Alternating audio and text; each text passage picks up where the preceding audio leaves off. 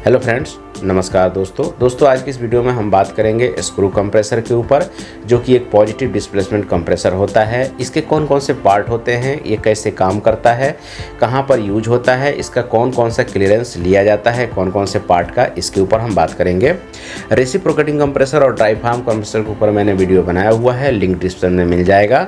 और radial flow centrifugal multi stage compressor के ऊपर भी मैंने डिटेल्स में वीडियो बनाया हुआ है, ये भी लिंक डिस्क्रिप्शन में दे दूंगा, आप वहाँ से जाके डिटेल्स में देख सकते हैं कौन कौन सा पार्ट होता है, कौन कौन सा सील होता है और इसका क्या काम होता है, क्लियरेंस कैसे लिया जाता है। एक्सियल फ्लो और मिक्स्ड फ्लो के ऊपर आने वाले वीडियो में मैं वीडियो बना दूंगा डिटेल्स में, वहाँ से भी आप देख सकते हैं एक्सियल फ्लो और रेडियल फ्लो में क्या अंतर होता है और मिक्स्ड फ्लो का कंप्रेसर कैसा होता है। तो चलिए शुरू करते हैं।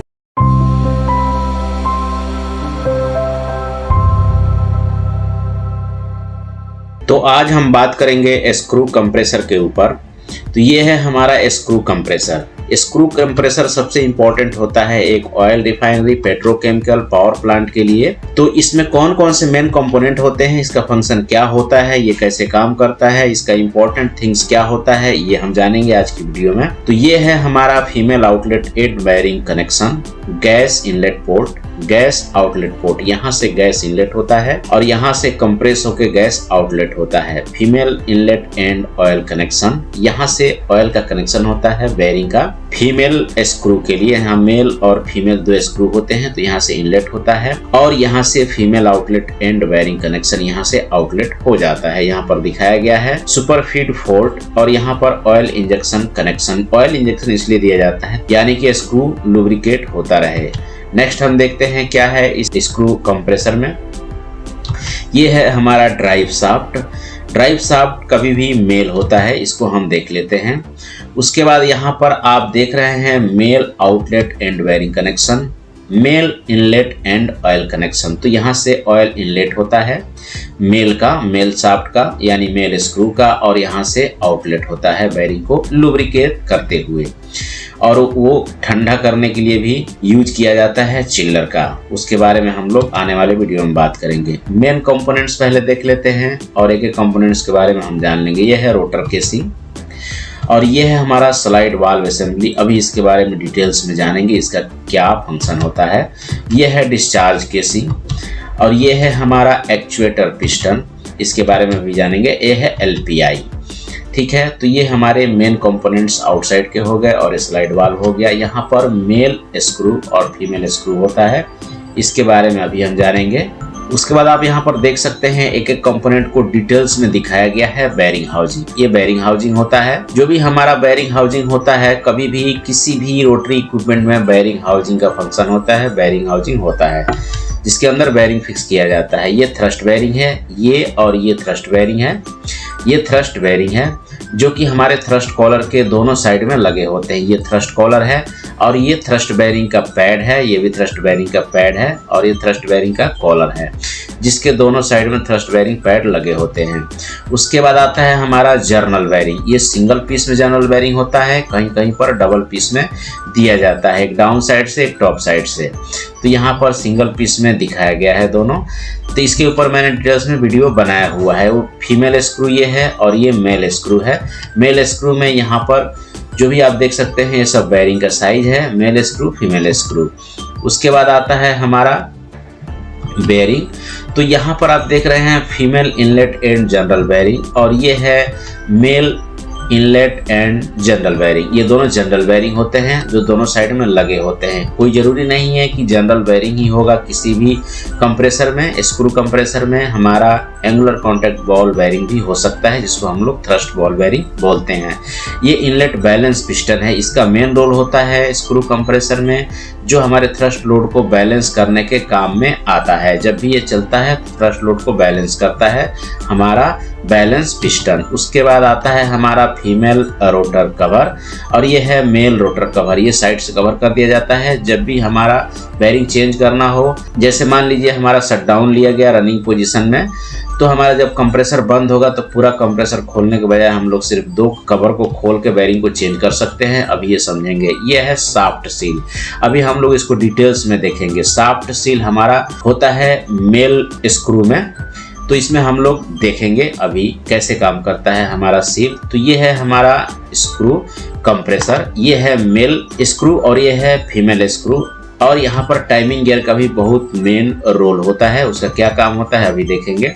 तो इस तरह से ये हमारा स्क्रू कंप्रेसर रेडी होता है। ये स्लाइड वाल्व है, यहाँ पर जो है आप देख रहे हैं, यहाँ पर ऑयल प्रेशर से या फिर एयर प्रेशर से इसको ओपन या क्लोज किया जाता है, कम या ज़्यादा किया जाता है। इसका एक पोजीशन होता है, ये न्यूमेटिक सिस्टम या फिर हाइड्रोलिक सिस्टम हो सकता है। ये पैनल से कनेक्टेड होता है।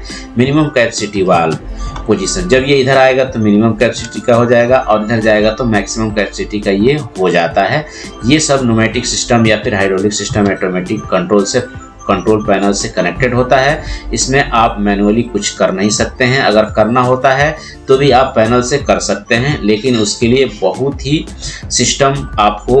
सिस्टम में जाना पड़ेगा तभी होगा। तो ये है हमारा गैस जो इनलेट हो रहा है और ये है गैस जो आउटलेट हो रहा है कंप्रेस होकर के। कभी भी गैस जब इनलेट होता है ठंडा होता है, जब आउटलेट होता है तो कंप्रेस होकर आउटलेट होता है, इसलिए वो हीट हो जाता है।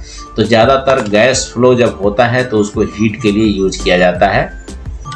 तो ये हमारा है गैस फ्लो। तो गैस फ्लो किस तरह से हो रहा है आप एनिमेशन में देख सकते हैं। और यहाँ पर अब हम बात करेंगे बेयरिंग लुब्रिकेशन की।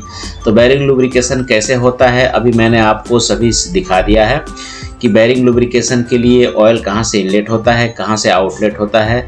अब हम देखेंगे कि सिस्टम में कैसे लुब्रिकेट होता है बेयरिंग। तो आइए देख लेते हैं।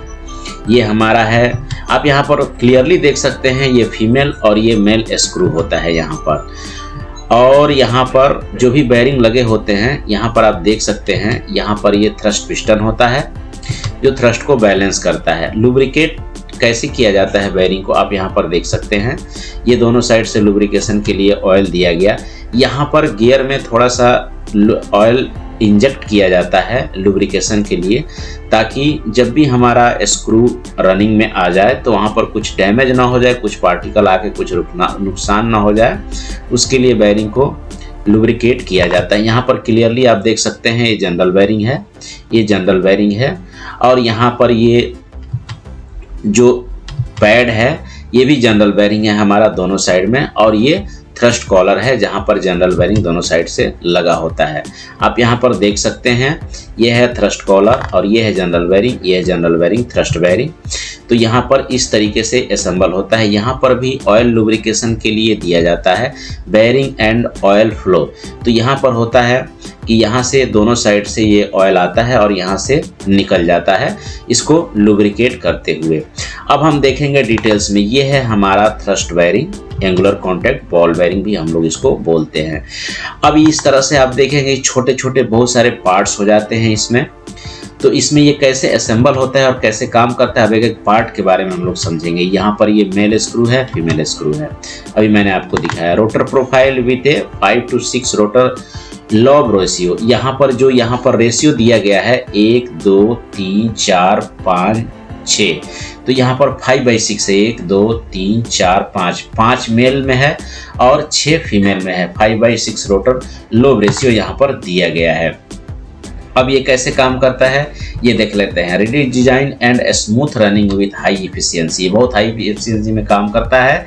इसको जब भी यूज किया जाता है बहुत इम्पोर्टेंट होता है मशीनरीज में। कभी भी कोई भी इंडस्ट्रीज में सबसे इम्पोर्टेंट और सबसे मेन जो स्क्रू कंप्रेसर होता है वो सबसे इम्पोर्टेंट पार्ट होता है। मैकेनिकल शाफ्ट सील, यहाँ पर आप देख सकते हैं मैकेनिकल शाफ्ट सील है ये वाला। अभी मैंने आपको वीडियो में दिखाया था suction side mounted for extended life time.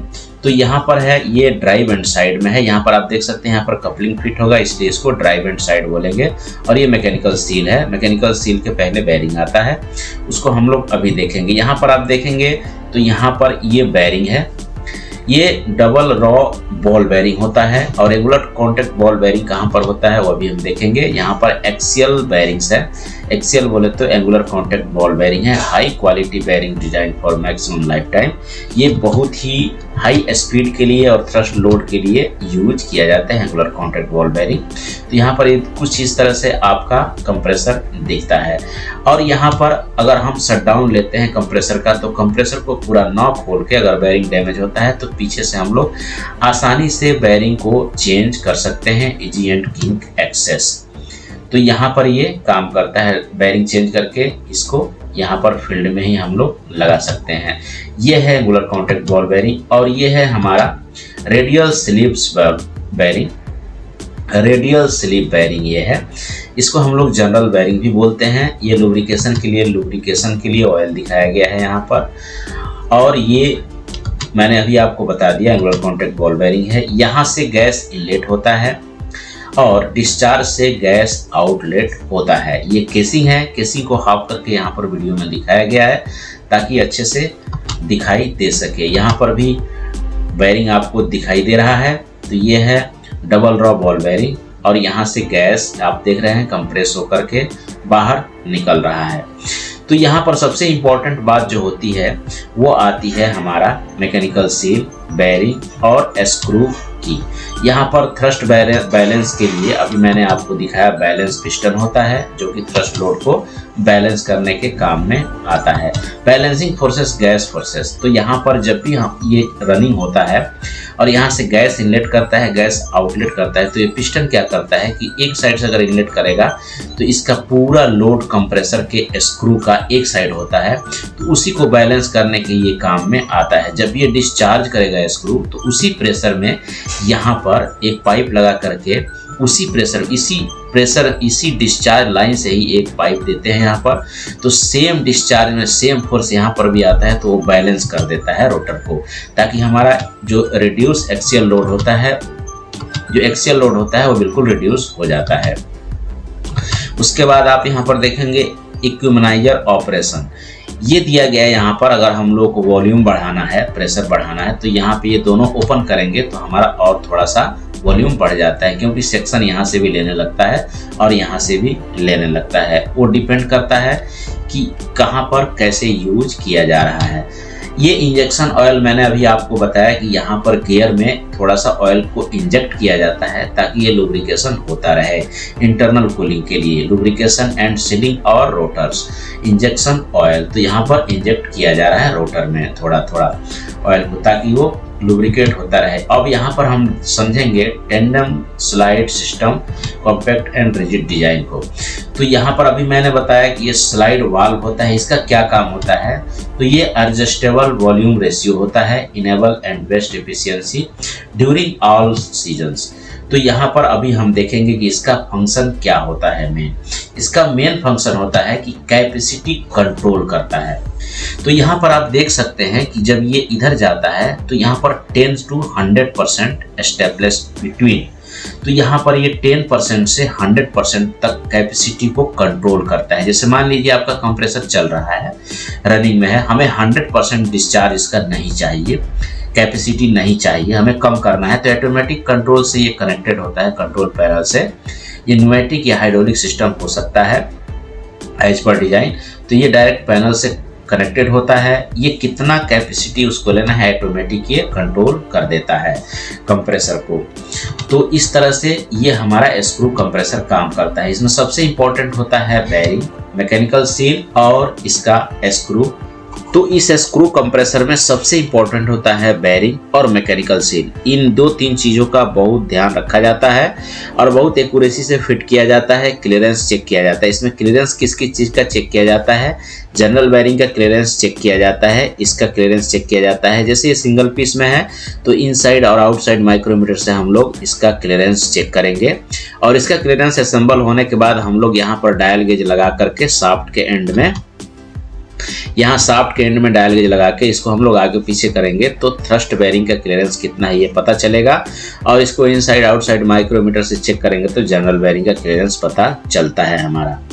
उसके बाद आता है हमारा मैकेनिकल सील। मैकेनिकल सील भी बहुत इंपॉर्टेंट होता है। जब भी लीक करता है तो उसको चेंज करना पड़ता है। चेंज करने के लिए कोई ज़रूरी नहीं है कि पूरा कंप्रेसर को खोलना पड़े, आप साइड से बेयरिंग कवर खोल के भी चेंज कर सकते हैं, डिपेंड करता है कि डिजाइन कैसा है उसका। तो इस प्रकार से हमारा स्क्रू कंप्रेसर काम करता है और इनके पार्ट होते हैं, और पार्ट को कैसे चेक किया जाता है ये मैंने आपको बता दिया, कैसे फंक्शन होता है।